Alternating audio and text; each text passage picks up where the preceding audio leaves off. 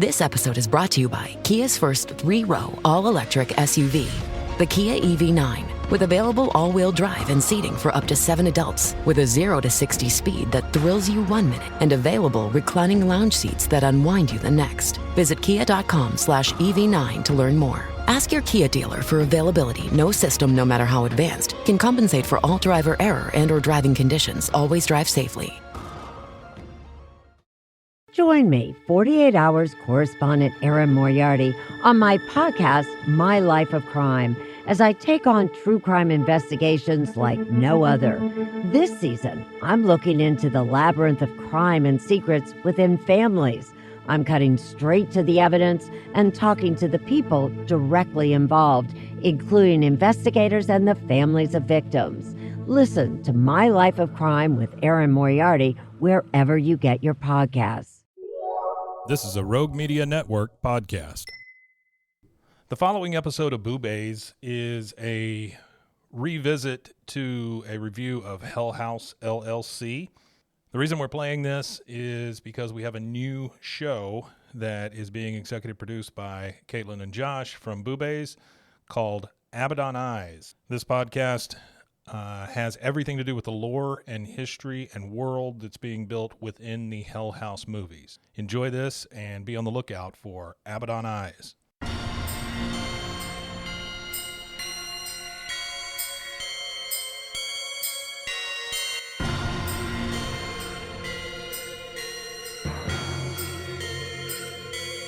BooBaes.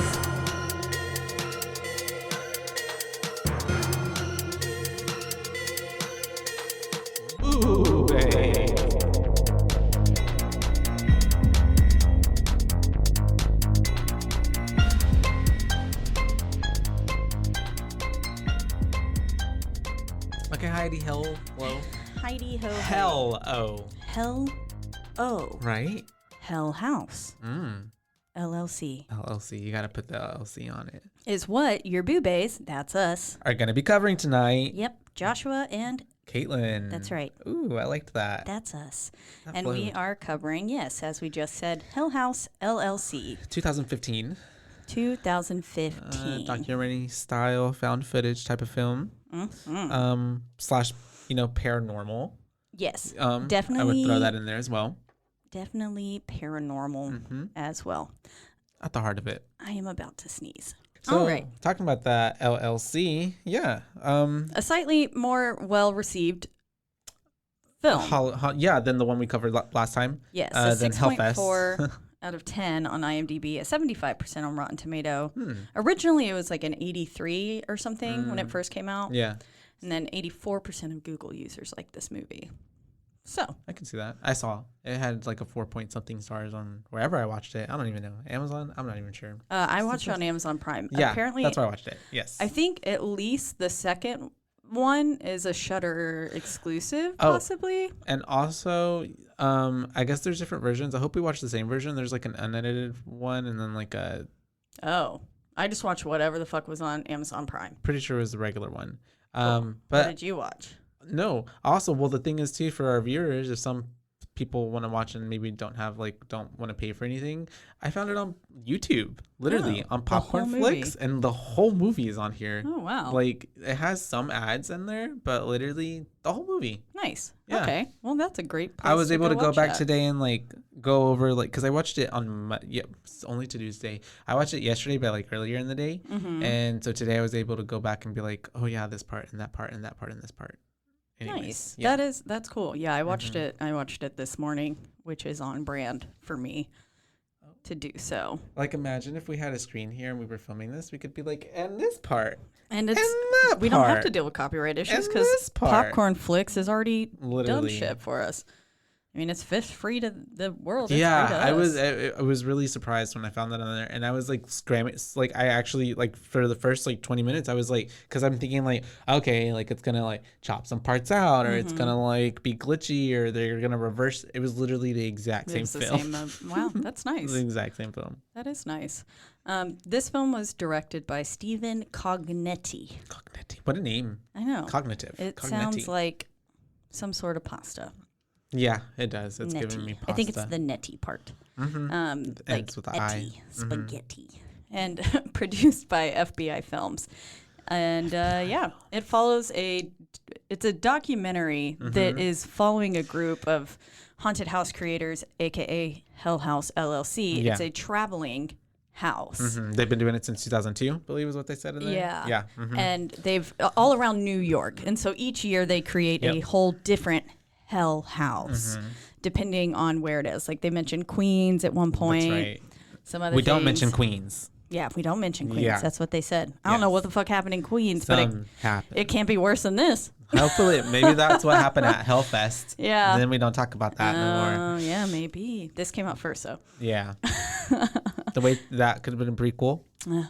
But there Missed actually there is actual sequels to this. Yes. which I believe are on, like I said, I think it's a Shudder exclusive. Yeah. I actually started delving into like a little bit of like looking into the sequels, and it just dives even more into like the owner, the original owner of the house. Yeah. It gives you kind of the backstory because a sequel, Hell House LLC to the Abaddon Hotel. And so that was released exclusively on Shudder on September 20th, 2018. Shout out to Shudder.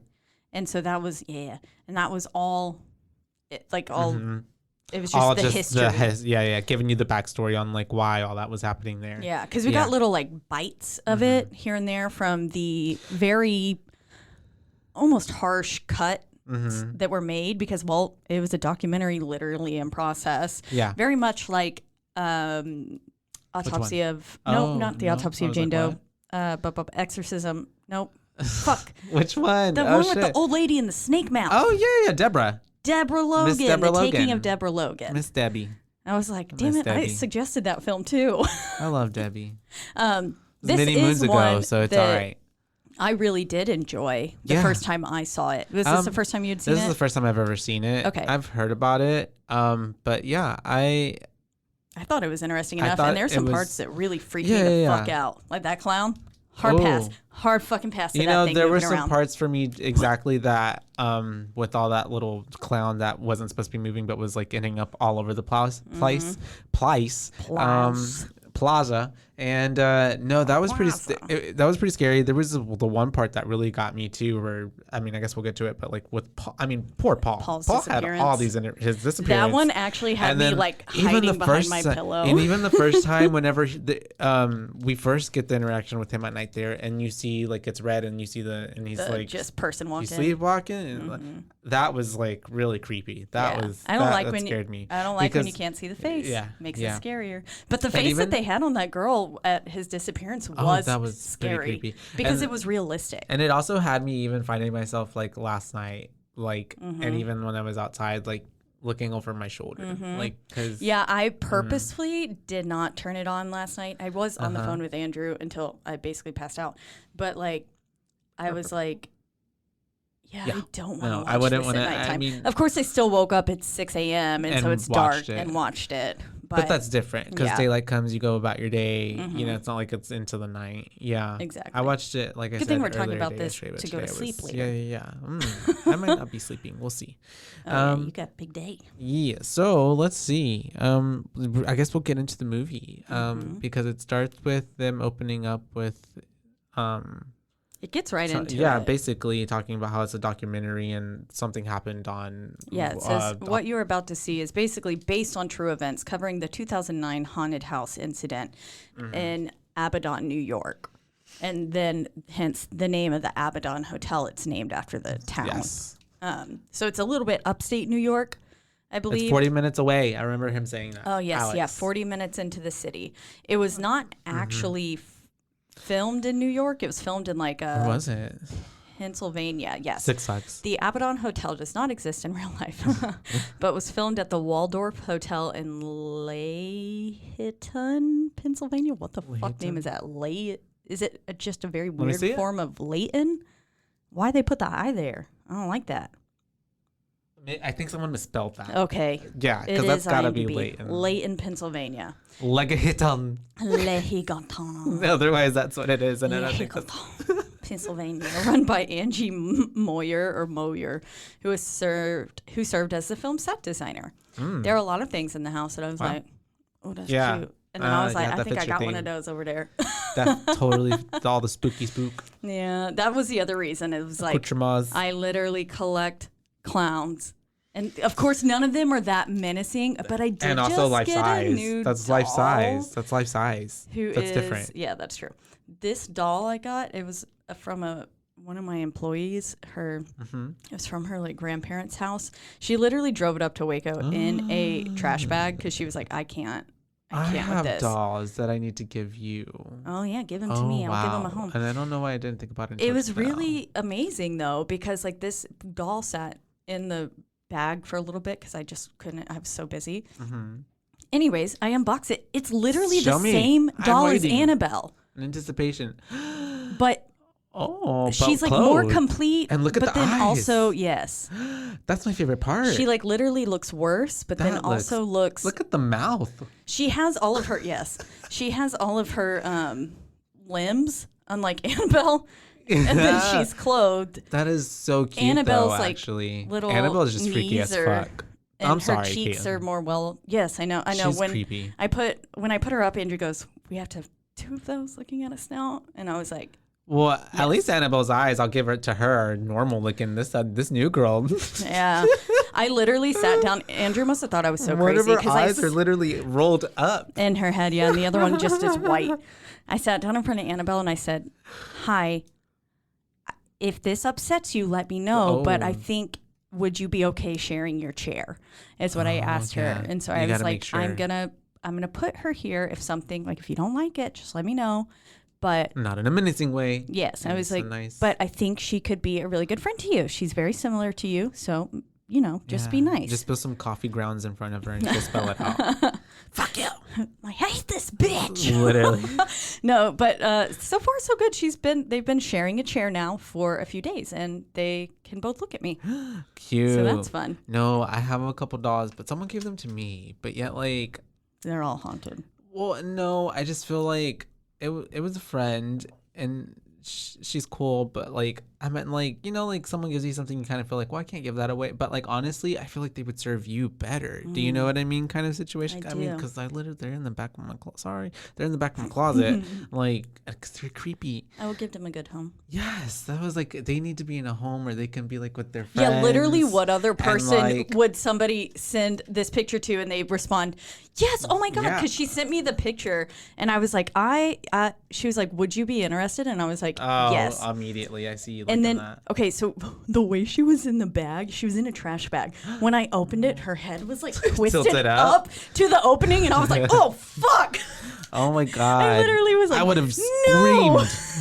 Andrew was like, what? And I was like, just come look at this view. Come look at this view. Wait. But like, do you have a name to her? Have you? Or are you just letting her pick a name? Yeah, I don't know. She's going to tell you her name. Yeah, like Beatrice She's going to come whisper it to your I've ear. had another doll tell me her name in a dream. Y'all, I'm weird. Okay, anyways, the Abaddon Hotel Hotel. I could furnish the Abaddon Hotel. Yes, you could. / and my house could your house. easily become a haunted house if it was bigger. It could be. Depending on the bright lighting and with the proper strobes and all of us in there. Strobe warning to this movie as well. Oh, very important. Yes. Even worse than this is Hellfest. Like 2.0. There was a lot of on steroids. There's a lot. Yeah, because I mean, I give it to them. Going into it, I mean, it's a haunted house. Yeah. So, but yes, just be forewarned if you have photosensitivity that it could trigger you, because there's a lot of strobes, especially during one middle scene. Yes. Because that's all it's really focusing on. Like, because in the strobe, something's moving, and you're having to really pay attention. So yeah. Yes, and it's the fact that it is a found footage film, I feel like makes the quality of the strobe more realistic. Yeah, because it's like right in your face, and it's not saturated by anything else. Yeah, no effect. It's like softened by any sort of anything. It's just like, this is a motherfucking strobe in the camera in your eyeballs. Yeah, but so basically, we're going off. We kind of see these two people trying to get into this house, but we haven't really established like who they are, what's going on. But obviously, you can already tell from the get-go, it's these are like the documentary documentaries. people. Yeah. Mm-hmm. And then give me very Deborah Logan at the beginning when they're like around the house. Yeah, you know? looking in. Yeah, it did give me those vibes a lot. And then so then it kind of flashes to witness accounts saying they have no clue what happened. That one girl is not a good actress. You want me to tell you what happened? I don't know what happened. I was like, okay. I laughed so hard at that delivery. Like, maybe is she a good actress though? Just trying to be a bad actress? Oh my god, it was so bad. Yeah, that makes sense. Maybe. If somebody was asking me I don't think I would. She was like smiling. Oh shit! Tornado watch means one's touchdown. No. Tornado warning means something is actually touchdown. Tornado watch means that it could touchdown. Okay. I always get them confused. And so when it tells me, I'm like, I don't know what the fuck that means. And we're right in the area where the last one hit about 60 odd years ago. Yeah, biggin'. Biggin'. But yes. I guess we're safe here, to be honest. I know, this feels safe. Yeah. We're pretty surrounded. All right. Anyways. If y'all hear like loud roaring in the background, you guys. I can hear the rain. Yeah, that's what I was hearing through these. That's why I was like, what is that? They say it sounds like a train when it's coming. Y'all, we are in a soundproof room. We have headphones on and we can still hear the rain outside. Yeah. That's insane. Funny.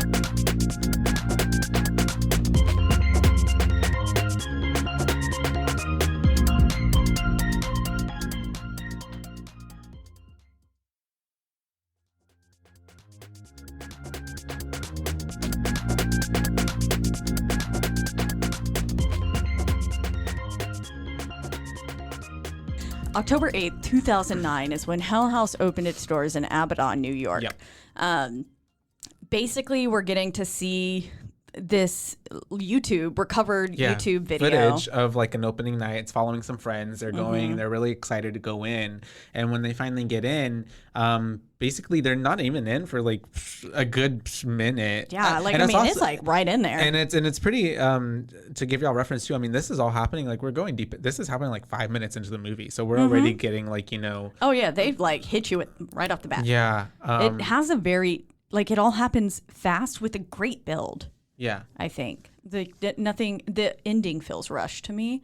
Yeah, so we're really only 5 minutes or so into the film. The movie, and we're getting this chunk of like getting to see what happened that night, but yet not really. But basically, you're getting a taste again, a little bite. They're this friend group that goes in, and then all of a sudden chaos ensues as they're getting to the basement of where is this haunted house, and then people are literally just rushing out and running past them, screaming. And at a certain points, even before that, there were people running past them. There were actors running past them. The clown runs. One of the clowns runs away, and they were like, I don't think that was supposed to happen. Yeah, and then we see Sarah run past them. But you don't know it's Sarah yet until later at the end. Yeah. Because I was like, even though I've seen this a few times, I think this is probably my third time seeing it.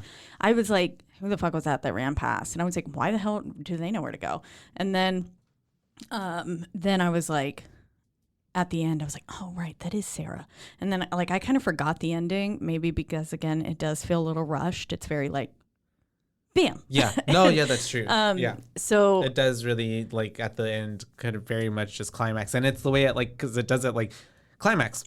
It reminds me of Blair because there's two Blair footage. Blair Witch. Because there's kind of two endings in a way. Yeah. Exactly. And so it kind of reminded me of that. But people running away, they're trying to get downstairs into the basement, and then the girl is like, we can't get down there. No one's moving. And then all of a sudden, then they all start trying to push up the stairs. And they're like, let us get out. Yeah. And there's too many. Which is crazy. People are freaking the fuck out. Yeah. And then they're freaking out and they're trying to run out. And it's the way that it takes them a bit to get out because they're it's obviously a maze in there. It's a haunted house. It's a literal maze. And so they're it's dark, trying to get out. Yeah. Disorienting with the strobe lights. Exits aren't even really exits. Yeah. And it's for those of you who get motion sick, this is a hella chaotic scene as they are escaping. We literally trip. With them, for sure. And we're on the ground with them. So you're getting. Yeah, I mean, and if you do get motion sickness, no shame, because me too. And so it was a little bit of my head was a little at some points, but it's all right. I managed to get through it. But good little let y'all know about that. But yeah, it is. You're in the chaos of it. Everybody gets outside, and finally you get outside with this group of people, and then it's the way that even out there, you start hearing the ambulances coming. You start seeing like the commotion of all the like fire, whatever, fire ambulance engines. People, first responders coming in. Find out that someone had called 911. Yeah, and there was a recovered 911 tape. Yes, that they play. That doesn't elude or give any kind of. It doesn't help. It was very.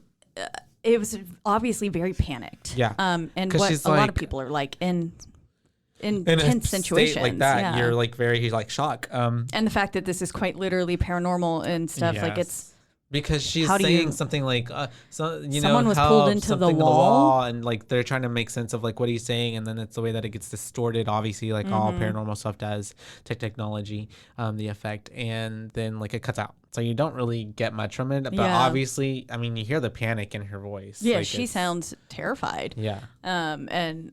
Yeah, even my notes are like, someone was pulled in the wall, ? Like, I don't really know what happened. Yeah, I didn't get what that meant, but okay. I think maybe from later on when we see, it's not necessarily, maybe not the wall. Maybe they're talking just about, like, what's her face being and she was... Melissa or something. Yeah, the actress, I forget I her don't name. remember her name. Yeah.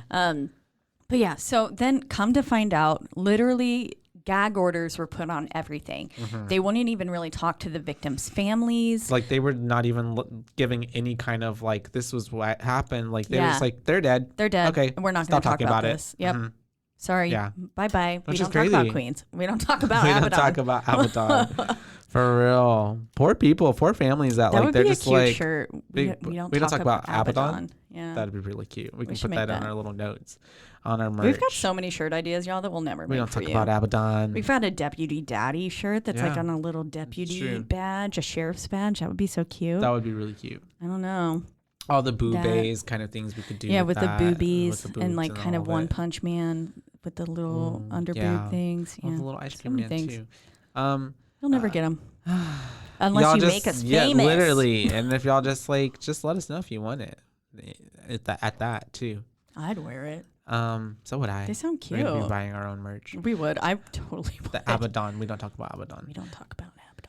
People are gonna be like, "What's Abadon?" And we're like, "We don't talk about it. We don't fucking talk about it. Can't you read the goddamn shirt?" Literally.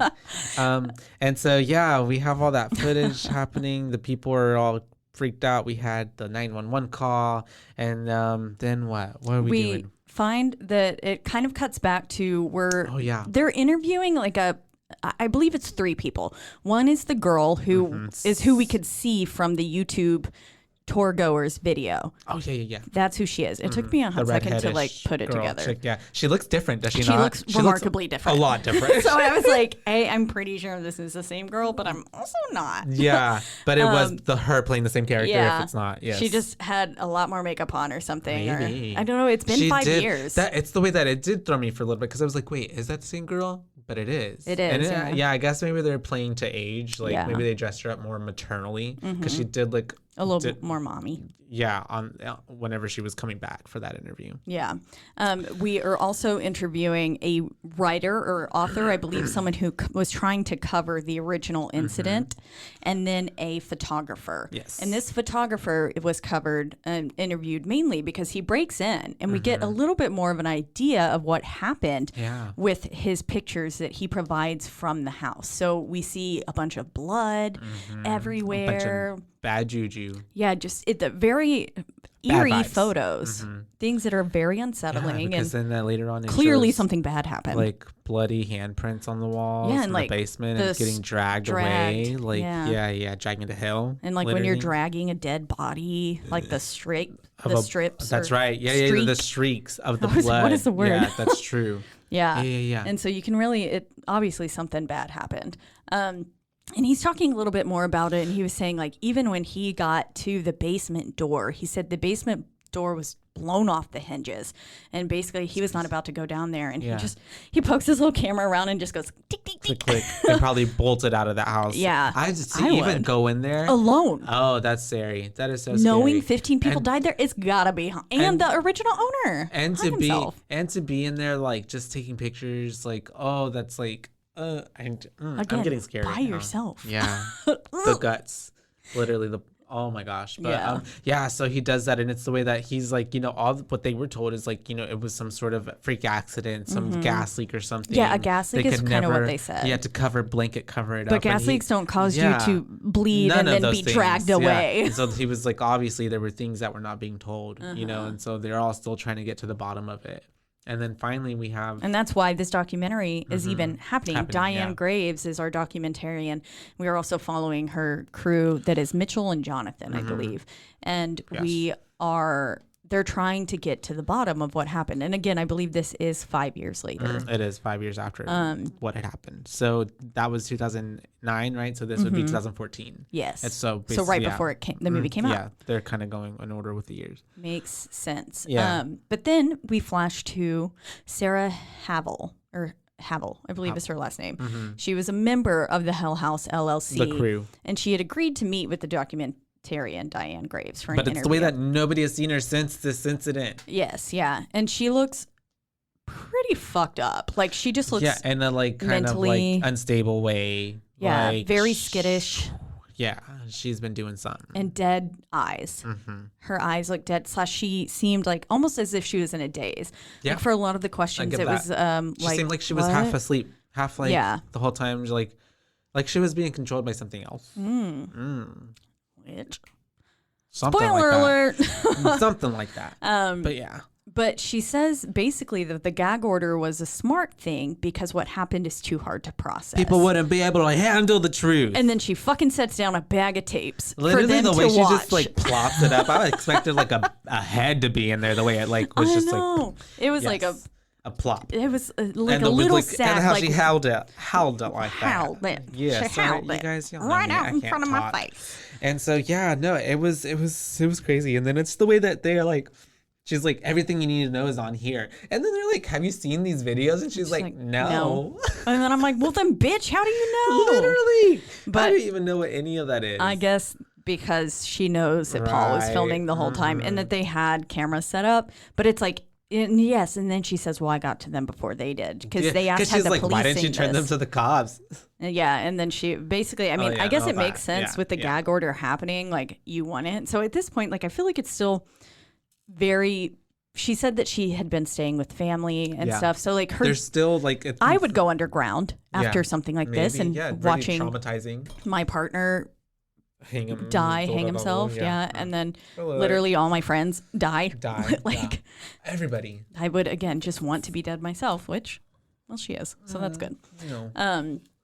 But yeah, so she just has the tapes, and then Jonathan comes by, or Mitchell does, I don't know. Mitchell comes by, and he's like, "Shoop, I'm gonna go watch these." Because he's gonna watch them. Mitchell's the one that watches them. And then so basically, we're I guess seeing through almost Mitchell's eyes. We're watching these films with him. Yes, which is basically the footage of what Paul was taking, who was a crew member of the Hell House LLC gang, and he's basically documenting, the month prior, everything 46 days till opening night, August 23rd through October 8th. Basically, the behind the scenes of them getting the whole haunted house together. Yeah, because they can post it on their website and stuff, get people excited for the house, things like that. Alex said at one point that they go back and watch it to see what they can do better, improve upon, / what did work really well, like what scared people. Yeah. It makes perfect sense. Yeah. And like always, we have to have a reason why all this is being filmed. Yes. And this was sometimes the reason is not great. Yeah. This one was a perfect setup. Yeah. Really, it's like, yeah, okay, sure. Yeah, I believe this. Okay, yeah. This is not like we're just like, oh yeah, this happened, whatever, baloney.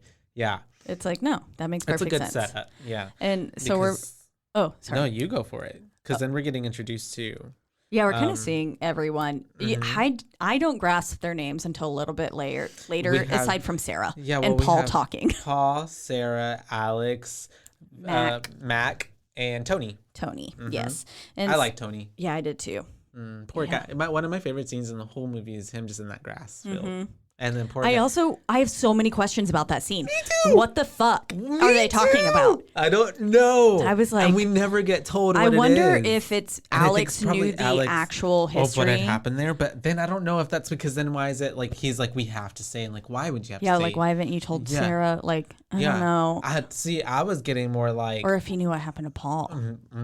I don't know. Or if I don't know. To be honest, what I was getting so maybe many was like also too like maybe even like because it is like Paul's company, but yet they all work for him. Like he like basically like put all of their investment into this. Basically, so they like can't leave. Bankrupt them. Basically, they have to make all their money back, or else they're screwed. That makes sense. That's what I was thinking. That would make perfect sense. Yeah. I'm gonna go with that. Yeah, because that's the Sounds good. that's what the vibes I got from it. Yeah, they did seem very desperate in the moment. Especially Alex. Alex was all about like, we need this to work. We need the money. We need this to like, what do you know? And that's why I'm like, he was. And very he was desperate. very ready to let Tony go. He was like, bye, okay, leave. He was ready regardless of anybody. He was like, this is gonna happen whether or not. Yeah, but also I think probably all of these people have such a strong bond that I imagine they've been working together for years. His like Tony reacting in such a way, I imagine has probably never reacted quite as strongly as this, because this was a very intense situation.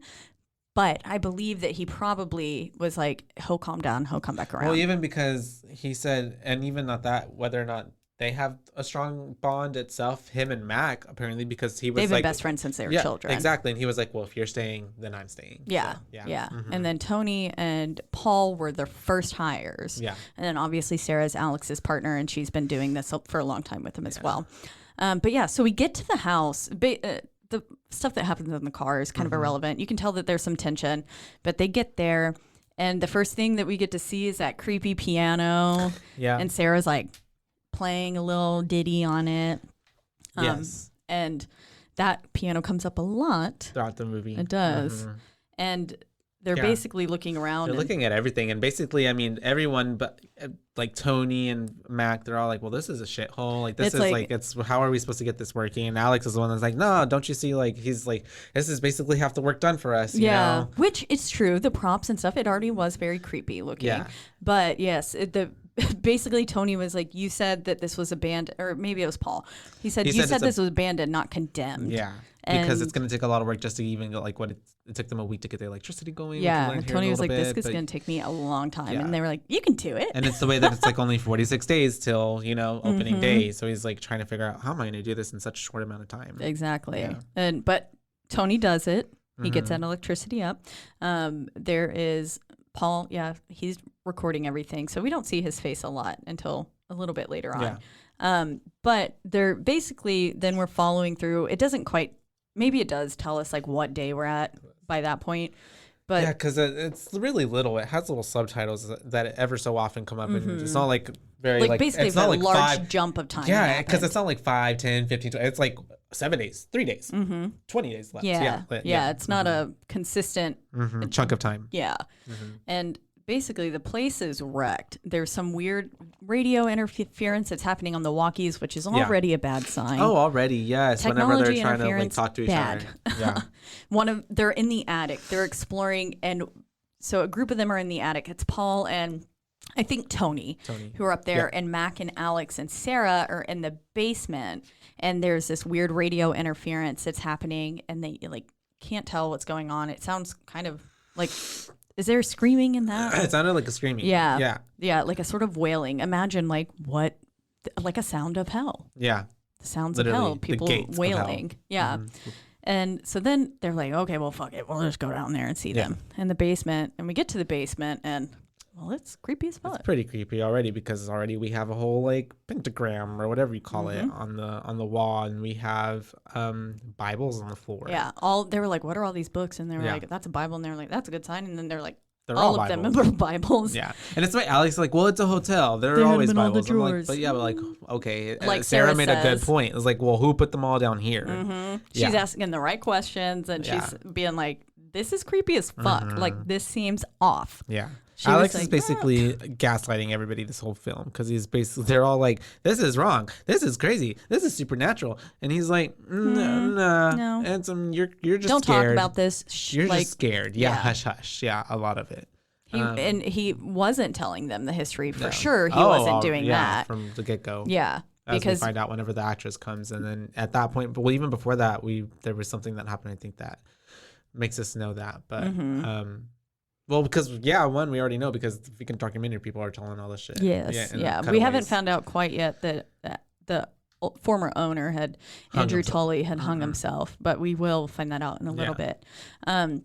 But yeah, so then it basically cuts to them sitting at the bar because it was a hotel, there was a bar, and this is where they're talking about like, we don't talk about queens. I guess they're having a very friendly moment, reminiscing, talking about the Lucifer that they had in Queens had a very like the accent. The accent was I can't do a Queen's accent for you, but it was very much like Welcome to the Gates of Hell, but like with Queens. With that Queen's accent. And so that's that was pretty funny. Yeah. And we kind of figure out a little bit more that they're typically located in like New York City proper. Yeah. What is typically known as New York City. The city. Like their Hell House was probably somewhere, a few blocks away from. Oh yeah, probably one of the little houses nestled in between the high rises. Yeah, exactly. And so they're talking about all that, and it's like a lot of other like found footage movies where you have the friends groups, like a lot of even what we saw with Blair Witch, and even with like some of the VHS saga, like little clips, short movies, like you have that moment where everybody's being really cheery and high ho hum, because obviously some stuff is about to go down. Yeah, so they gotta give you a little bit of something before they just wreck your day. But then it cuts to Paul sits down with that Hector. Right? Was the creepy the little doll's dude name? At the piano? Yeah. And he's like, oh, we're going to play you a song. And he's like, So he's like, come on, Hector. Yeah. And he plays this little ditty, which is the one that comes back multiple times. Two other times throughout the movie. So it is important to pay attention to the sounds that are happening there. How you could not pay attention to it, I don't know. It's very... It's creepy. It's an out-of-tune piano. Any out-of-tune piano is going to be like, meh. And even Paul himself. Yeah. His character is very polarizing too. So you would just be following and paying attention because he's kind of such a like in-your-face character. He is. He's just like, I mean, he's like hits the wrong note. And he's like, come on, Hector. Yeah. He's a funny guy. Yeah. And you want to laugh at him. He's also a little bit pervy. Pervy at sometimes. There was sometimes where I was like, Paul, you got to crossing the line a little bit. Speaking of which, the next scene is him laying down in bed. And the scene that you had mentioned earlier, but he's basically talking about how like Alex isn't going to share Sarah. Oh, Sarah. Yeah. He was like, I was thinking this is going to be more of a, what do you call it? A sex something. I don't know. Yeah. Like, but he was like, going to be getting some. But now it's basically just all these guys and one girl. Yeah. And so he was like, I'm hoping that some of the other actresses will be hot. Yeah. Yeah. And then this is when it's on his face and there's like a red exit light, I guess, illuminating the hallway behind him. And he's laying like on his stomach on the bed, recording himself so you can, and the mattress is on the floor. And I'm assuming he's one of those, temporary. And it's an old camcorder, I'm assuming. So it's the way he's got it facing towards him. So he's not even, he doesn't even have it flipped to where he's watching himself. So he can't see what's happening. See what's happening behind him. So he's talking for a good while as we see this shadow figure. So creepy. With massive hair. Yeah, like a massive shoulders, like just like a brood of a person just coming in. It looks like Hagrid. Like Hagrid's shadow. Yeah. Is literally like there. And I'm like, bro, do you not see this? I don't know why. I think talking. It's because of the girl that comes in later that I thought it was just a massive tall chick.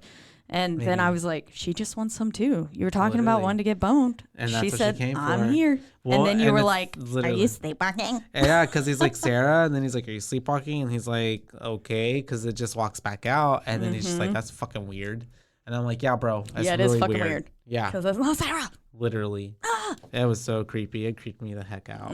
That was very creepy. Like we said, when you can't see the face. It's like I already sometimes enough like on my when I'm in my room, like I can't closet, have my like doors the open. door, like something, like something's in the corner. Like I'm like, I have to sleep with like my back facing the wall and watching everything else. Otherwise, it's like my back is like the head. My headboard can't just be in the middle of the room. I don't understand people who can like have empty space around any part of their bed. I feel that. I used to have my like bed pushed against a wall, but now that's not as. What's the word? Interior design, cute. Yeah. Not for an adult. Yeah, it's supposed to be like in the middle and have little nightstands on either side. Yeah. I was like, I ain't gonna be big kid now. When I was watching the movie Demon House, which is the fucking Zach Bagans, his fucking. I've never seen it. No, it's dumb as hell. Okay. I also just hate Zach Bagans, but I also love him, and Who's that? I can't stop watching Ghost Adventures. I don't think I know who that or what that is. The one where they like belittle Ghost. And he's like, fucking come and get me, Ghost. Come and get me. Like, he's an asshole to the Ghost. And his fucking affliction shirts. And he just looks like a tool. I'll have to look it up. That is. But Demon House, it's on Amazon Prime. Okay. And I was watching it to go to bed one day, as you do. Yeah. And it's about obviously this house that is possessed and or has like essentially a portal to hell, as they all do. Ooh. And it like going through and following the story and stuff, like he had bought the house and was living there and staying there. Anyways, that night as I was sleeping, I had this dream in which I was like in my bed and it was like I was awake and I just like watched my door slowly open. Oh, that's creepy. And it was like closed. Ooh, and I was like, that is a little creepy. It's like a sleep paralysis dream almost. Yeah, but my door wasn't actually open. But that was all the dream was. But sometimes that's enough. That's so then I was like, oh, fuck, did I just like literally invite something into my house? Mm-hmm. And then I was like, or what if I was having a bad dream or some bad vibes and Kitty's ghost came up there to help me? Maybe. And she opened the little door. Oh, that's true. That's the one I'm going to go with. That's when you just keep the good vibes and just think, no, I deny anything negative. Yeah. Bye-bye. Mm-hmm. Deny all the bad juju. You would think that my room is probably the safest place because there's no dolls in there. Maybe it's not. I like to sleep with my dolls. They give me company. Yeah, they fight off the bad spirits. They scare all the bad spirits and they go upstairs. Annabelle's like, because there's no dolls upstairs. Not, bitch. This lady gave me my own chair. Now she's making me share it, but I still like this bitch because it looks like me. Literally. I'm gonna steal her clothes and probably her arms. Oh, we'll fuck. Find out. Oh, God. If they she start woke up with the other bodies and souls. I would die. Anyways. Yeah. Where were we? He wakes up and he's filming. He's going up the stairs. Mm-hmm. We see he's being a fucking creep. Pervy because he's recording Miss Sarah on her undies, and he knows that he shouldn't be doing it because he's being all eerie, creepy about it. And then finally peering goes through in. the door. Yeah. Yeah. And so then of course she's like, "Oh my God," and covers herself. And then Alex is like, "What are you doing in here?" And he's obviously wanting to look at Sarah, but he tells him that he has to tell them that the actors arrived, which is two of the actresses and the other dude, Joey, have gotten there. Exactly. And so we kind of get to see them a little bit, and he's again being a creep. The way that girl looks up at him, and it's the way she looked at him that first time, and then I'm like, this bitch is gonna look back up at it one more time, that long gaze, and then she does it again, and I'm like, I knew it. I already knew it. I fucking caught it. I knew it. Anyways, so we're meeting them. But then it cuts to back again to the author guy that we're interviewing. And he says a first responder, actually no, it might have been the photographer. A first responder ended up breaking the gag order and kind of speaking about the incident.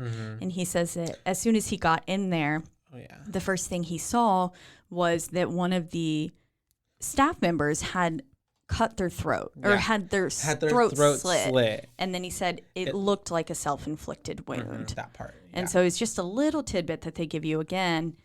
And then just showing that something went horribly wrong. Yeah, that this was not obviously a gas leak. And at that point, we don't know who it is either that they're talking about. So at this point, we could think any of these people that they're talking about. Could be that person. And then it does cut back to Joey. They're talking about, they said one of the staff members did survive, and it was Joey, who was the main big clown guy who's down there to protect the damsel in distress, who is literally chained to the wall, which is very unfortunate for her when all this shit happens just right there. Bait. Yeah. And Joey fucking dips. He's like, bye. Yeah, literally. I would too, Joey. Yeah. But he survives, and he had the key to unlock her too, which is why she freaked out so much. Yeah. Is because if anything went wrong, he could unlock her, and he didn't. He just literally bolted and left her. And so he survived, but 9 days later he was found dead in his bedroom, and he had hanged himself. Yeah. And so that was very sad. And so essentially, that's crazy. We think no survivors except for Sarah. Who we are currently speaking to. Which is still super weird. Yeah, exactly. And then so they go on, and I believe this is where I believe this is still an interview thing.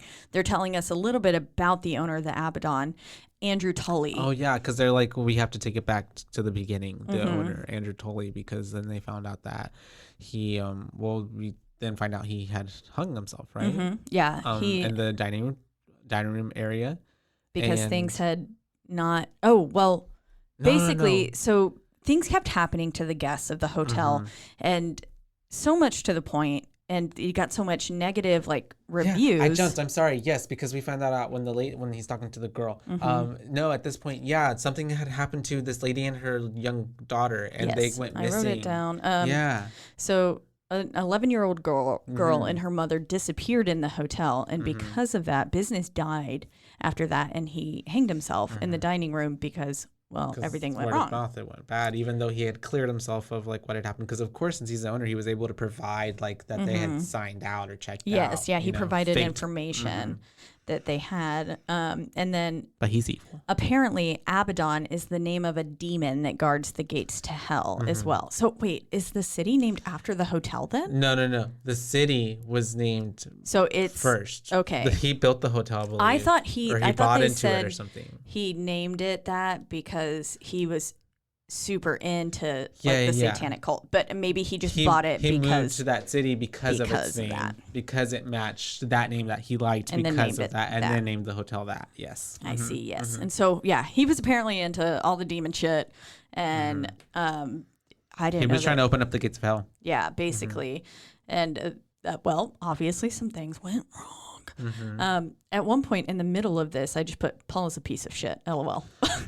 God. It must have been when he was harassing the girl, female actress. Oh yeah, because they're there talking, and it's the way that she kind of slightly mentions you heard what happened to the missing guest or whatever, and then Paul's like, what? And then Alex is like, no, nothing happened. Those are all rumors. It's just stories. Shuts them down. Yeah, and that's how we figure out basically that they have zero clue about what happened in this hotel previously. Yeah, and even the guy, the author, he talks about, I think right before that, how I don't think any of these people had done any research about what had happened before they took this over. Exactly. Yeah, they just went into it blindly. Yeah. But then so then they go down there, and this is where we get to meet the clowns. And that one clown, our main clown. Yeah. Something about him just it's scary. Freaks me the fuck out. He's really creepy. He's probably one of the creepiest clowns I've ever seen in my life. Yeah. I think it's something about his slightly hunched build, and then his Bert and Ernie. Yeah. Which one's the one with the little tuft of hair at the top? I don't the short one with the longer nose, but Ernie. the tall. No, Bert. Bert. That's Bert. Okay, yeah, he kind of has that short one. Head shape. Yeah. See, I was getting more like a mix of or what's the dude from the Addams Family, but scary. Oh, the uncle. Okay, yeah. Fester, but just creepy. Very creepy. Very creepy. And bloodied. Bloodied up. It's not even bloodied. It's like a tar, a black. It's like a blackish blood goo coming from the eyes and the mouth Festering. / the smile. It's just very unsettling. Yeah, I don't like it one bit. And the way that at this point, hell, not. Yeah, and at this point, it's very we have to know at this point, because they make it very abundant and clear that this thing cannot move its head. Yes. It cannot turn its head. It will a lot of amount of times throughout this whole movie. Its goddamn head. It will, but it's not supposed to. Because and they keep telling us that, and it's not supposed dummy. to move. It's a dummy, and it's not motion or anything. It shouldn't be moving. It's very much if you had a mannequin whose head was just solely connected to the shoulders, no little crease to move its head at all, no little neck connector thing. If you just had one solid bloop, there's no ability to turn its head. Two of them were supposed to be props, and then the middle one is the costume for someone to wear and sit there, aka Joey, to sit there and be and protect the girl. Rah! Yeah, and jump out at people. And scare them, and then right before they walk out. Make sure no one's gonna fucking grope the girl. Anyways, yeah. So scary ass clown. Yes, and so basically, they. Oh, what? Oh. Your notes are probably better than mine. okay, so Paul heard a strange noise, and they're all awake to investigate. Yeah. And then, so basically, they're going around. But then my next note is, oh, what the fuck? No, to his eye being pulled halfway out, which is when Joey has Joey, that yeah, trick. because he shows them what's happening, what his little party trick is. He can push his eye out. Yeah. I think maybe I went back to correct a note, and then maybe that one got in the middle. But yeah, so basically, Paul heard a strange noise, and they're all awake, and they're like, well, obviously we heard something. Yeah. And I think someone said it sounded like screaming coming from downstairs. And I think they tell Alex or something to like stay with Sarah, and then Mac, is it Mac and I think it's just or Tony and Paul. No, I don't remember this point because there's multiple times that they go downstairs. Yes, actually. So at this point, yes.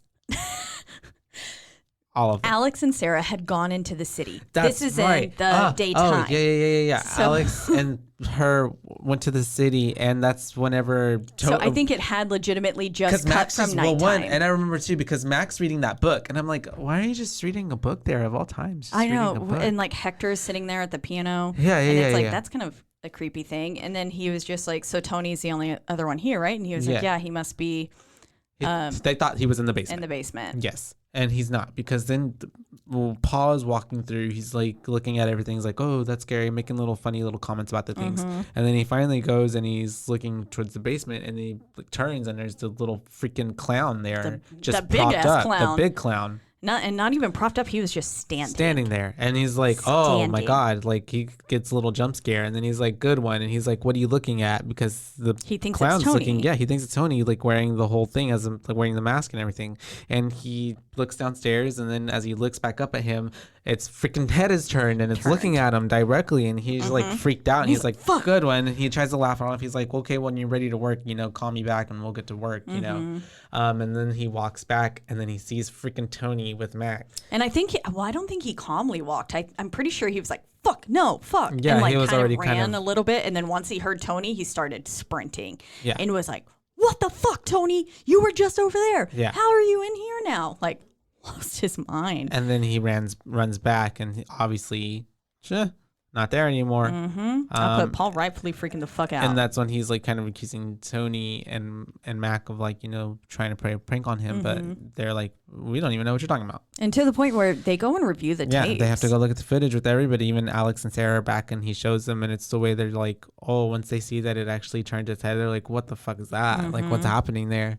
But then it's like, they're like, they think Paul is playing a trick on them. Yeah. That he has edited this footage, or like he set it all up. Yeah, because then at one point they accused Mac of helping him, or someone of Mac of helping him. I think it would have been Tony. Because I think Tony and him were closer. That's right. And so, but yeah, because they were kind of the guys the new hires, the ones that came after. Yeah, and they're kind of the construction guys. Like they help put in all the cameras and all. They're like the behind the scenes dudes. But yeah, very fucking creepy. Then it cuts to them hanging up the Hell House sign, which we got a little glimpse of at the beginning on the ground. It was like covered by some leaves and stuff. They refurbished it. Yeah.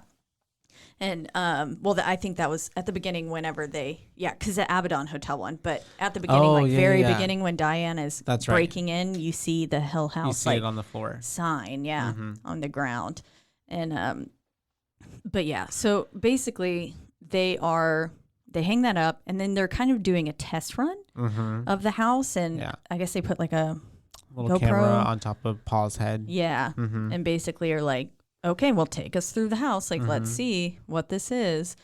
And it starts with the strobe lights going, and he's starting the thing, and then all of a sudden he doesn't get very far. No, it's basically already, like he gets down the hallway. That's literally it. And he starts the strobe lighting, and he's like, all right, he's like asking them like, wait, how many dummies are we supposed to have? 3, right? And he was like, how many dummies? And they were like 3. And they were like, he's like, are you sure? Because we're watching that there's 4. Yeah, there is a 4th person. Yeah, and I'm assuming it's the clown, right? It looked like it at times, but then at times it looked like something else. Yeah, because they pan in on they like slow down the stills for you later, and it's a different. I'm kind of getting the vibe that maybe it's like a demon, supernatural, like a ghost, or that it's possibly Andrew Tully. I don't know. His soul. Yeah, because His it's kind of a man in a suit, and his face looks a little not quite like I would imagine someone hanged, like not like bent neck lady. His face looked a little bit like more smushed, kind of like the clown's face. Yeah, but it was a little more square, like it got squished this Subtle way, like differences. down. Yeah. Because the clown's face looked like a little bit longer, like it was squished in sideways, and his was squished in down. So he had kind of a square I head. love how you're like doing. Yeah, it no with one your can hands. see these hand motions. I love that. But I'm no, really yeah. I need you to understand. Yeah, Everyone no, I else see can, it. Yeah. It's the way that he's in there though, and he's freaking out at this point because he's like already had some weird shit happen to him, and so I'd be this is freaking happening. out. He's freaking out. He's in the dark, and he's yelling at them and beating on the door to let him out, unlock it because they locked him in there. And so finally he gets out, and he, poor boy, like just starts throwing up because he was so freaking scared. I believe, Which is like. Okay, sure, Paul has like been an asshole in the past, but if a grown man who does this for a living, who's going through the links to prank all this hard of like actually making himself throw up or like and it wasn't or like a lot lying. of throw up, like it looked like bile, yeah, like it wasn't huge amounts of food or anything. It's not like he like prepared to throw up stuff. Like we are seeing like a very desperate like. He's just he was freaked the shock. fuck out. Yeah. A grown-ass man who does this for a living and not easily spooked, like he volunteered to go through the house alone, and then he comes out throwing up. Yes, Caitlin's I'm mad. gonna fucking believe him. Caitlin's I am. mad. She's team Paul. Team Paul. Paul really has everybody's it. ignoring Paul Paul. gets fucked. Yeah, he really does. Poor Paul. Yeah, because then after that, like you said, they do the little slowdown where you kind of see the little stills of the like what the little face it was. They kind of give you each like flash of the still as it's moving like closer. Yeah, and then it's kind of disappearing from some too, though. So like you'll get one of the bright flashes and it's there, and then it's not there, and then it's there, closer, and then it's not there, and each bit. time it gets closer to you. Yeah. So it's just creepy. It's really creepy. And Paul is basically like, nah. Something else is happening in this house. He's really not having it at this point. And Alex was just like, no. He doesn't care. Yeah. And everyone, as I think one of the interviewees says, was so loyal to Alex. I think that's what the author was talking about. Yeah, none of them wanted to leave because, like they said, they'd been doing it for a while. And I think that's when it explains like that him and Mac were longtime friends and, Yeah. Exactly. They'd been together for a while. Like, I mean, this was their group. Yeah. But yeah, so then we cut to another waking moment where people are awoken from their slumber. Paul is, right? Because he's like, I heard a noise. Yep, it's Paul again, and I believe it's Mac this time. Is there because then he comes out and he's like, what was that? And he's like, I heard a noise too. And then the fucking clown is at the bottom of the stairs. Yeah. It's just like it's really fucking scary. Staring at them. Yeah. No. And then the way that Mac accuses him of like, did you put that there? Yeah. Yeah. Poor Paul. Yeah. And then Mac just like walks right down by there, it. and then Paul's like, be careful, and he like just like it's a prop, it's a mannequin or whatever, and so he's like just like picks it up and is like dragging it basically. And I was like, don't touch it. Don't touch it. I know. And then it's the way that then they turn the corner and they fucking see Sarah. Yeah, they get down like, the stairs. Just like she's staring at the wall. And she's mumbling, and it almost and sounds like gibberish, like she's like speaking reverse. Yeah, that's what I heard. It sounded reversed. It felt reversed. Reverse. At this point, we had already seen her like weirdly staring at a statue. That's right. Yeah, because they were filming some commercial. A commercial. Yeah, they didn't want to give away the haunt, so they were outside on one of the benches, and she's it's like this moment. It's a religious statue of sorts. It looks like a mother, like Magdalene, Mother like a little Mary, angel, something like kind that, of thing. And yeah, they're doing all that outside, and then they're kind of look at her, and then you can tell just she's like in this moment. Yeah. And I mean, they call her name, and she's like, oh, hey, yeah. But you can tell she was like in a trance. There was something going on. She doesn't even really Something's like. affecting she her. just looks at like, them, she didn't kind of even smiles, notice, and walks off. She didn't realize she was there. Yeah. Basically. Yeah. And then so when she wakes up, she's freaking out. Yeah. As anyone she's would. Like crying and like freaking out, and then Mac's trying to comfort. Yeah, and then they literally turn back around to where they had left the clown, and it's not there anymore. The clown has moved again. Yeah, and they're definitely freaking out at this point. So they start running. Yeah. Because they're like, oh my God. Freaking out. Yeah, they run through, they get through like what, all the way to the kitchen area or something like that? I think it's somewhere where grandfather clock was. That's because right. then it chimes. Yeah, it chimes, and then they're looking in the dining room area, and they're all freaking out at this point. And then they turn around and they see the clown again. It's blocking their way now. And so, at this point, you just hear them all hyperventilating. They're freaking out. You just hear Sarah kind of crying, screaming, freaking out. Yeah, it was very... Yeah, and then it cuts to the morning again, right? Yeah. This house is creepy AF. And it's very clear that Paul is not as excitable as he was previously. Oh, no. He looks worn out. Yeah, because we cut to the next scene of the morning, like, and he's kind of like from the van filming whatever Alex is telling Sarah to console her, because they're obviously still staying. And then she's clearly looking fucked up too. They both seen because some shit. that's whenever Paul gets on the camera and he's like, we're, from my point of view, we clearly shouldn't be here, but we're gonna stay here. And poor Sarah, she doesn't look good. Yeah. And she usually does look good. Yeah. He makes a little comment. Yeah, so but that was doesn't. on brand for him. Yeah. But yeah, it's clear that, they are being targeted. Those two specifically, especially Paul. I think Paul, because he has Sarah the camera as well. I know they have cameras everywhere, but I think it's because he's the one that's like literally he's filming everything, and he has more of an eye on seeing everything, whereas everyone else, like, everyone's busy doing stuff, getting the whole house together. But he is quite literally watching everything. That's his job. Yeah. And so he's poor Paul. So basically now though, it cuts to Paul. This is it. Oh my God, the scene. Yes, so it wakes to it because poor Paul, and it's the way that he just because wakes up. He had signed off on the one right before. He was like, all right, his little catchphrase. He's like, sweet sleep or something like that. Sleep tight, sleep well, sleep sweet. I don't know. Says something, and then it's the way that like it cuts to him waking up again, and I'm like, oh no, he did not get a sweet sleep. Poor guy. Because there is some creepy ass girl sitting against his wall, like legs there, straight out, just like a doll, sitting on the floor. Yeah, and he's kind of like he hadn't noticed her quite yet. And then he's like, oh, and then he sees her and he goes, oh, fuck. Drops the camera with him into the bed. You see him getting under the covers. We're basically hiding under the covers with her. And so we were seeing her, but as he sees her, her head turns towards him too. And then like, he's basically it's like we're hiding. And then he looks again and she's like getting up, or you can see her getting up. Oop. Yeah. As he's getting under the covers. And then he gets back under, and then it's like you can hear her getting closer and closer. Yeah, and I was like, don't look again, don't look again. And he does. And at this point is where I don't think I was actually hiding my face in my pillow, but I was definitely doing this thing, you know, where you like kind of don't want to look, but you're like looking. Tuck your chin into your chest, and you're like trying to look through the tops of your eyelids. Yeah, that's what I was doing there, because I was like, oh fuck, and then of course he looks, and she's you see her face, and then just like wow, and then it cuts, and it's creepy. Yeah, most of the time I'm not a fan of the face, and it's very creepy, believable. And then again. it's like, what happens with footage? It like goes like starts cutting, makes all those as noises. You're editing, because it's film. Yeah. So now Paul is missing, and because we wake up the next morning, and who finds it? Tony. Yeah, right? I think Tony finds the camera, and he's like, "Where are you at, Paul?" Yeah, where the fuck are you? They can't find him. And then Mac is saying, this is what he does. Like, he's just a fuck up. He'll show back up.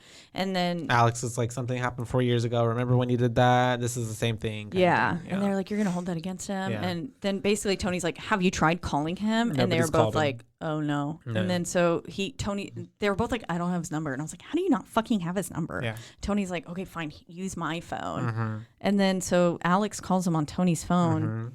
And immediately you start hearing the piano notes, or it's like screams. Oh, that's right. It's very on loud. The phone. That's right. On the phone. Sorry. Yeah. And I remember. Then he like basically breaks Tony's phone and then just walks away. Yeah. And they're like, what the fuck is that? And then Tony's just looking down at it, and they're just like, I don't know. Yep. And then it cuts to them waking up, and someone is playing the same song Paul was playing in the middle of the night. Yeah. And this is where we get Tony and Mac going to investigate this time. This is right. This is when they tell Alex and Sarah, like, Alex, you go stay with Sarah. Yeah. Tony and Matt get up. And they're going to go look and check it out, because they all think that it's Paul. Yeah. And as they're going to check, like, it looks like in a few spots, it looks like someone is kind of standing in some of the entryways behind them. And I had to kind of pause and rewind it a few times to be like, Did I really Paul? see Is that? someone? I don't know. Yeah, I don't think it was Paul.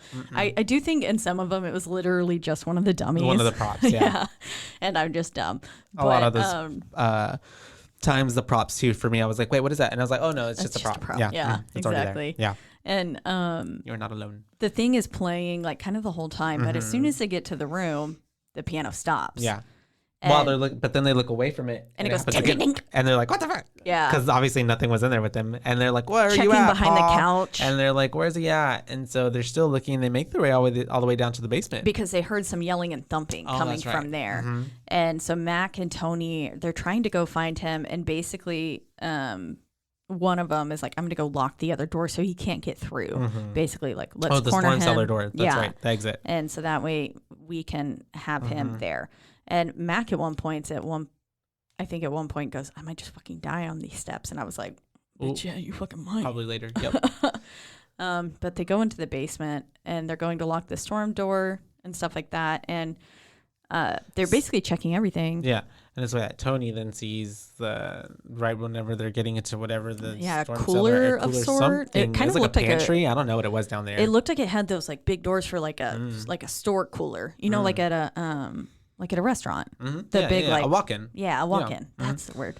And so they were but right before, it's because Mac is in there trying to find whatever, and then Tony's out there and he notices that the freaking clowns, whatever, their heads, all three of them are like turned and looking directly right at them. him. So then he jumps in there and he's like telling them like their heads are turned, and they're like, Mac's like, that doesn't make any sense. Do you believe in ghosts or whatever? And he goes, well, I don't. Yeah. And it's like, okay, well, fuck you, Mac. Yeah. And so they walk back out there, and Tony's reluctant, but he finally goes back out there, and it's the way that their heads are turned the other way, and so then he's even more like, fuck, like this is makes it look like maybe his mind's just playing tricks on him and stuff. And it's like, no, like it fucking happened. Like, review the camera. It happened. Yeah, because then they go back upstairs or is it they down there that they find him? Paul is sitting against the wall. That's right. And he's looking creepy as fuck. Very creepy. He's non-responsive. Which, as we've seen from Paul the entire movie, that's not Paul. He's very vocal. Plaul talks. He's not a placent character. He's very much like. Yeah, he is. Remember when we watched Cloverfield, that character, the funny guy, the camera, also the camera who guy, could not stop talking, the whole entire time, who also dies. Parallels. And so they finally also find happened him. in New they're York. They're trying to like wake him up, but he won't, like, or not wake up, but like trying to get him to respond, but he won't. And so then we cut to the next day. Already after that, they're like, well, Paul's back. Like, Tony's saying like something is fucked up, and they're like, Paul's just being a dick, and Tony's like, he hasn't said a single word since he showed back because up. This is when Tony is like, I quit. Yeah, he's trying to, like, he's saying, we need to shut this down because some shit is going down. It's not okay. A day before. It's the day before. Alex is basically, like, writing off everything he says. McNamara is not, like, backing him up, not saying anything he was like, you saw this too, dude. Yeah, because like, that's whenever Tony's like, fuck you, up. Mac, and fuck you, Alex. Yeah, and he's just saying, like, he's mad. Mad. He's like losing his mind on them, as he should. And then that's whenever freaking McNamara comes up, like yelling behind him, and he's like, "You can't leave, not until you hear this. You don't know you don't know all of it. You got to listen to this." And then we get a weird, and then we get a little glitch, and then he tells him something, and then we open up to the most beautiful shot of the movie. Yep, Tony just sitting in his field of grass, and it's just like beautifully winding by, and he's like. And we're kind of at an angle because like we're a camera placed on the ground. We've got some blades of grass in front of us. Very nice. He's just like, he's right, I can't leave. Yeah. And all this and that, kind of mumbling to himself. And then finally Matt comes back up and he's just like, oh, what'd he say? He's basically just telling him again, like, Max saying he can't leave. And he says, and then Tony's like, who else you knows? knew, but you didn't tell me. And like, who else knows? And he said, it's just you. Just Alex and Mac know. And at this point I was like, what is it? Because we don't know, and we don't get told something, and because of that, they all have to stay. They all have to say he can't leave. I don't know. Yeah, we talked about this earlier. Yeah. We're all confused. Maybe it probably was that he sunk all of his money into it. Bankrupted them or something. Yeah. Tied all of their money into this one thing. Yeah, and then it cuts back to Sarah being interviewed, and Diane. Diane Sawyer. Diane von Fastenbug. The interviewer is basically asking her if everything was ready for opening night and whether or not if Alex was of sound mind. I love how she was just like, were y'all ready? Yeah. Like, Trying to beat around that, like, is this somehow y'all's fault? Like, did y'all murder people? Yeah. And Sarah was like, yeah, I thought we were. Yeah. We were. And she was just like, what the fuck kind of question is this? Yeah. Like, it wasn't our fault. Yeah. So it kind of was. It was. Because you ignored all the signs. But yes. And then so now we're cutting to opening night, right? And we have all the footage of like all the people being there, and we have like this lady come on and be like, welcome. And so only 3 actors for the whole house. That's was very thinking. Confusing. That's for what me. I thought too. And I was like, this is a really big, it's a hotel. Yeah, because I was like, Sarah's not in costume. And 2 of them are stationary, and one's at the door. Yeah. So yeah, I'm like, all of this is a. And they had other I don't even know. No, because that was the actress who was. I don't even know. Yeah, I don't. They just props, purely props. Purely props. Purely I don't know. props. I was like, interesting, because none of the staff was dressed up either. No. So I was very confused. Yeah. Also, Alex was wearing a tuxedo vest thing over his T-shirt, and I hated that. Oh, it was a very terrible move. Yeah. I was like, ew. Very not cute. But then we're kind of looking through. We see that they've got a good-sized crowd lined up. They really do. A really fucking long line. Yeah, because they're peering out over the balcony, and they're like, oh, wow, look at all those people. Yeah. And then we go down to the basement. We see homegirls all locked up and half naked. And it's the way that they have to fucking cut it off of her. And I was like, y'all couldn't have, like, why did Mac have to do that? Like, why couldn't her dress be cut I was prior? Like, what? Yeah, no. Like, and then they're all kind of panning down the boobies kind of thing. Yeah, I was like, okay. And already we're seeing that there's lots of walkie feedback happening again. Interference. Like Tony and Alex are sitting in the control room basically saying, like, cue the lights here, do this, or like saying where they need to make things to scare the people. Give the effects. Yeah. And they're talking to Mac, and he's down there, and his walkie isn't making sound. Yeah. And so then one of them's like, off to a great start with broken walkies. And then basically Mac hides in a closet. Yeah, he's in this like kind it of cuts closet to the looking calamity, thing. Like everything happening. Yeah. And Mac's like hiding in a closet because Sarah runs in there at some point. Yeah. Sarah runs in. Because I think that was just this point where he was controlling, or maybe he was going to hop out at some certain point or control some of the mechanics behind it. But yeah, because we have Tony and Alex in the control room, and they're watching everything at that point. And then that's because it's cutting in footage that we saw from the beginning with new footage. Which I loved that. Yeah. I loved how seamlessly it was starting to put things in. Together for us. Because we were still looking at stuff that we saw earlier, but then we were seeing like what their side was happening while all the people were walking through. And at a certain point, they're like, why the fuck isn't someone responding, or what happened there? They see the clown guy run past. That's right. They're like, why the fuck did he leave? Yeah. And so he tells Sarah, like, run upstairs, see what's going on. Yeah. And so then that's when we get Sarah running out, lining up the footage. So we've seen the clown, we've seen Sarah. And then Sarah said she saw Paul. Yeah, that's right. She thought she saw Paul looking through her to that was why she hid. Yeah, and there with him. Exactly. Yeah. She's like, I thought I saw him. Yeah. You know? And that's whenever they're like, we don't know what the fuck is going on. Exactly. Because then all the chaos is breaking out, and they hear it happening. We flash down to the basement, and we see that.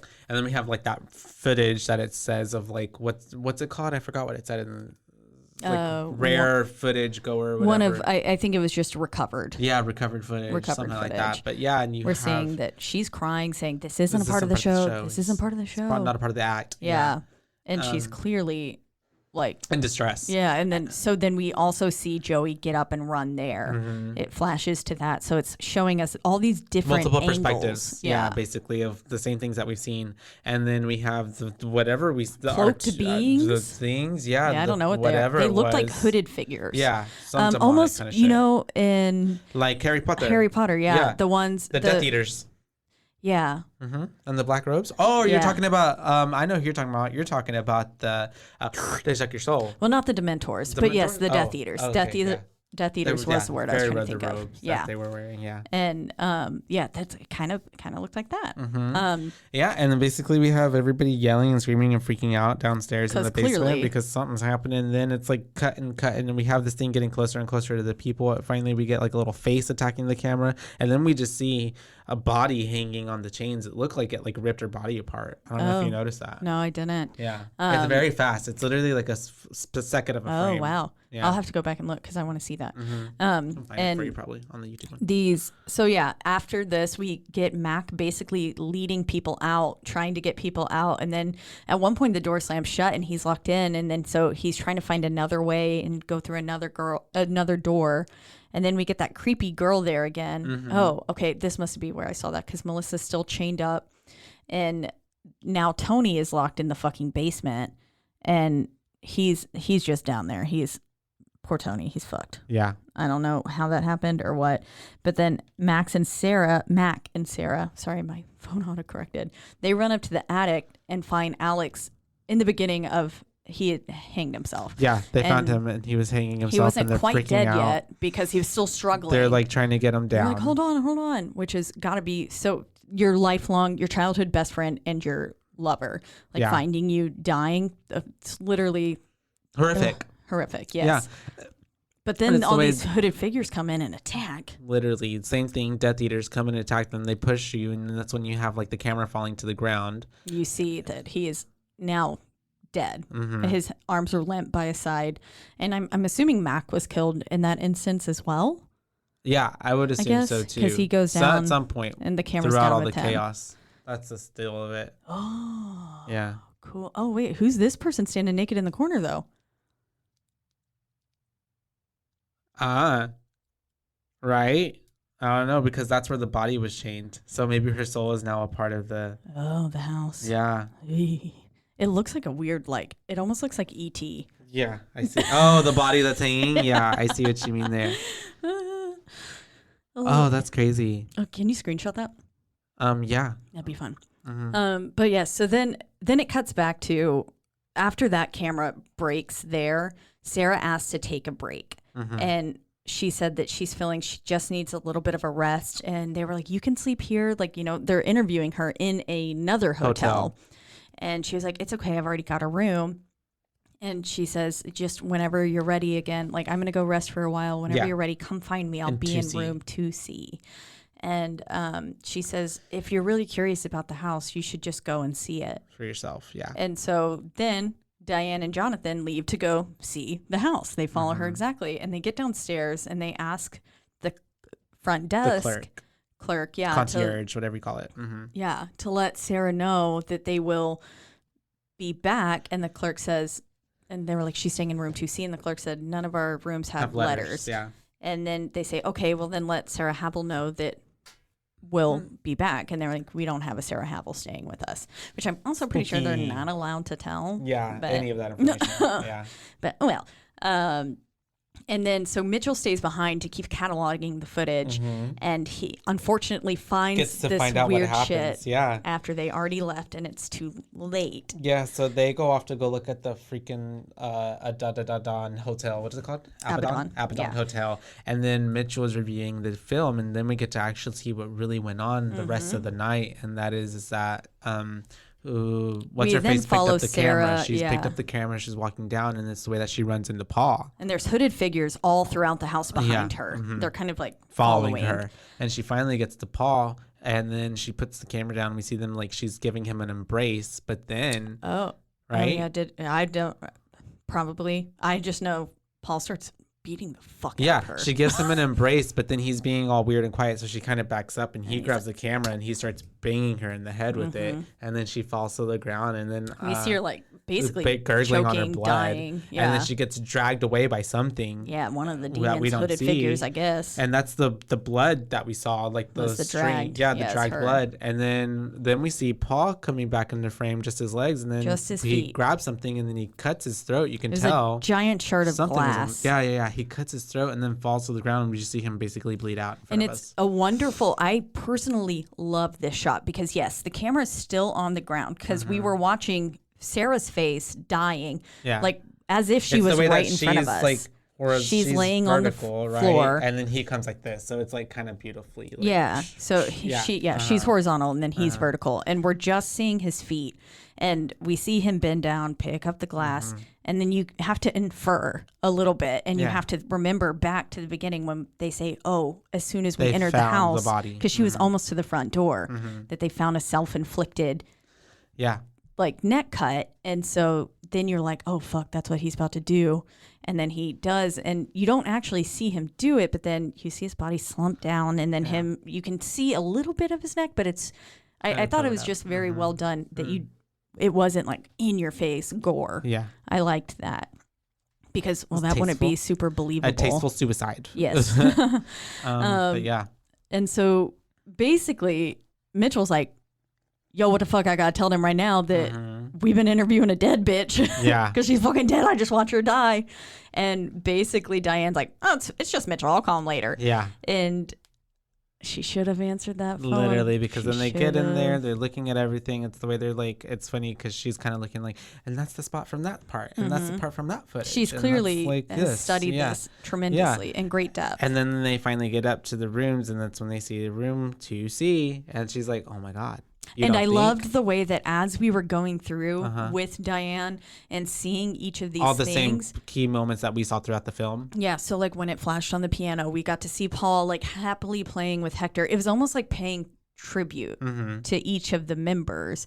There was a scene, I think, with Sarah smiling, and when we passed the bar, we saw that first night where they were having drinks around the bar. Yeah, talking about, we don't talk about queens, all that stuff. And then, yes, that's when she ignores Mitchell's phone call. They get upstairs, and lo and behold, what is the room that her and Alex were staying in? 2C. And her room is in the Abaddon fucking hotel. Yeah. It's not in that other hotel. And when they open the door, she's being creepy as fuck, just staring out the window. Yeah. And then like she always does. And then it's the way that turns around, and then there's a hooded cloak person in there. Yeah, and her face is like gashed open, as it was when she got murdered. Yeah. I put, her face is cut open and they're stuck in her room. Oh, God. Well, because then we have everybody getting murdered by her or whoever the demons are. And now Diane and that dude, not Mitchell, what's the other? Jacob? Jonathan are now a part of the Abaddon They're Hotel in the house forever. as well. Yeah, the hooded figures come to help. Basically, they just kind of flash in. They're like, bloop. They what's it? Apparated. Is that the word? Like an apparition. Apparated. Isn't that what it's called in Harry Potter? You disapparate when you leave, and when you come through. Disappear.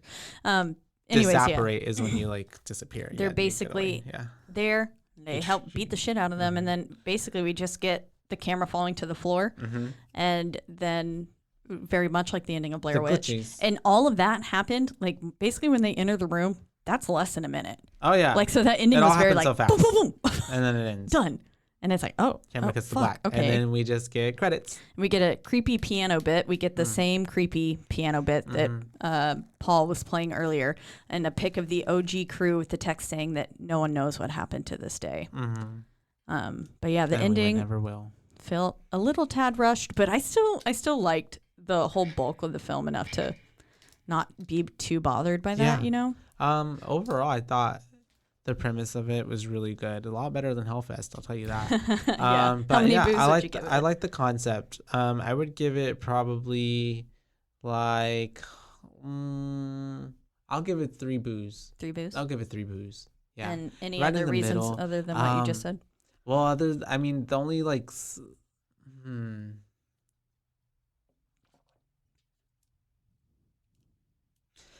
you know what? Maybe I'm being critical in a sense of like an over like genre, like whole horror type of way. But if I put it in perspective of like found footage and documentary style like type of things, you know what? I'll give it like a 4. A 4? Yeah, because it is good for what it is. Like for what it is, it's a documentary style film.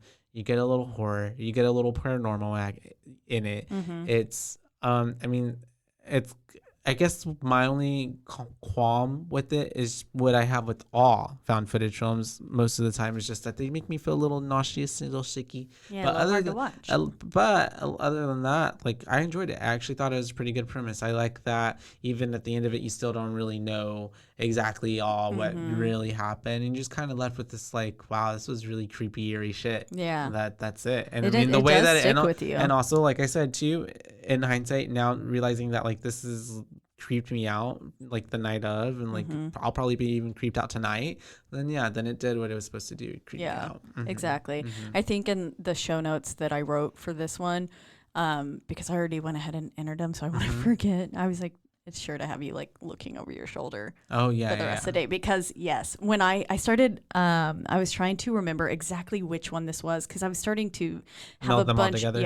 So the House October Built, which is that's the one that I really enjoyed for the Halloween house, like haunted house murders, which I do think, we'll save that for Halloween time, because it's also and if we can also do this like kind of almost camp one, the one by Wes Craven, The People Under the Stairs. We should do that as well. Let's do it. Okay. That'd be cool. Click save. We're saying this to remind ourselves later. Lots to look forward to. It is halfway to Halloween. We've got 6 months left now. So that's crazy. I know. This is Halloween in April. It doesn't have quite the same vibe, but April. It doesn't sound as good as Christmas in July. But oh, really? Oh, well. But yeah, so you can start getting in the spooky mood now. But and how many boos would you give this, Miss Caitlin? I think I would probably.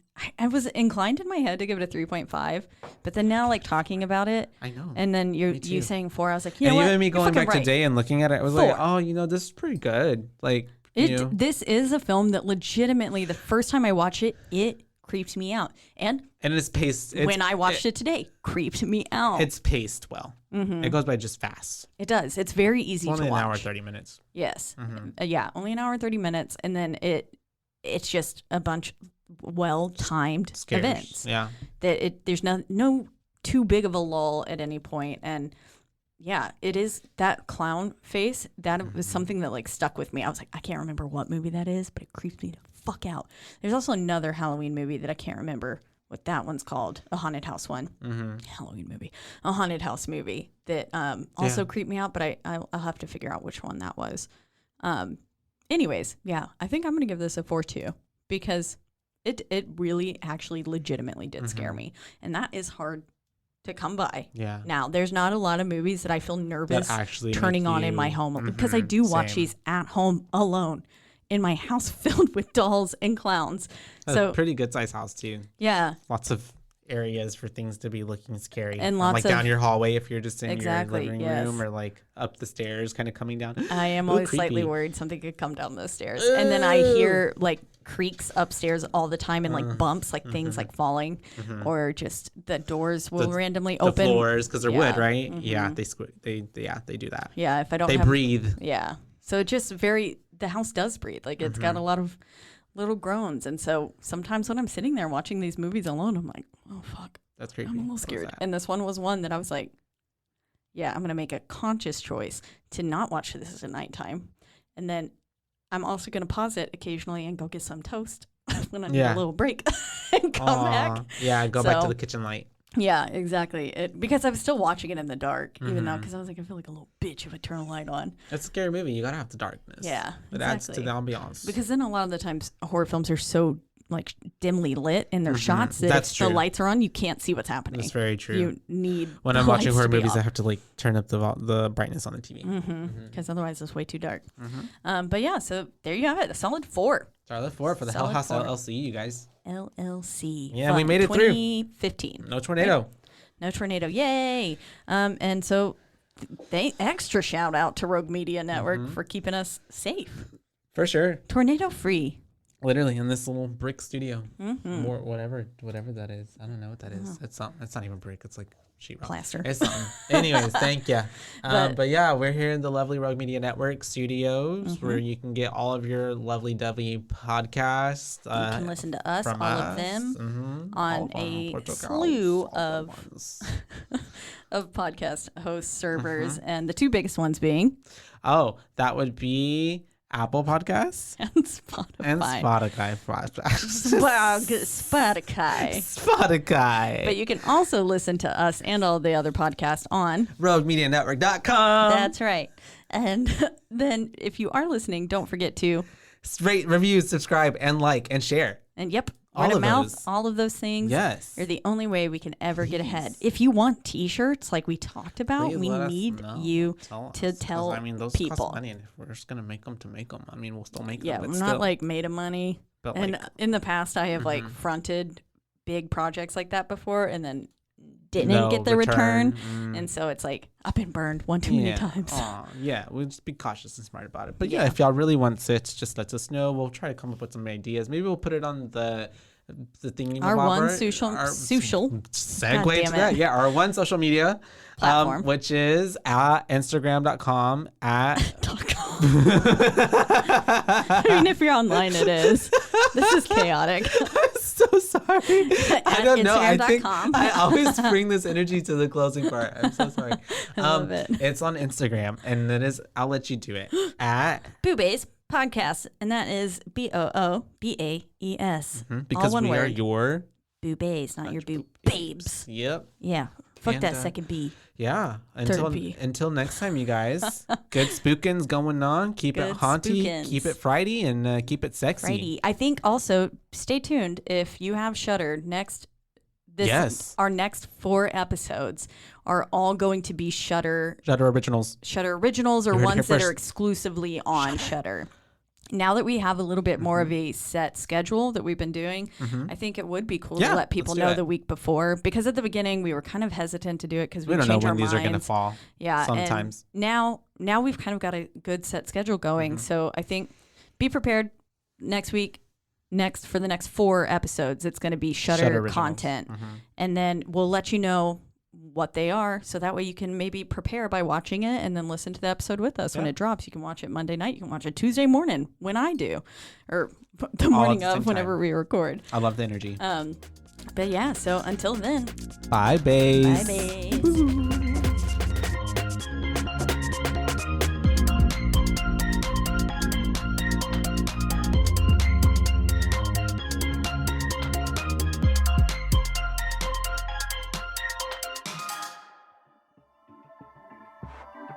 This has been a Rogue Media Network production.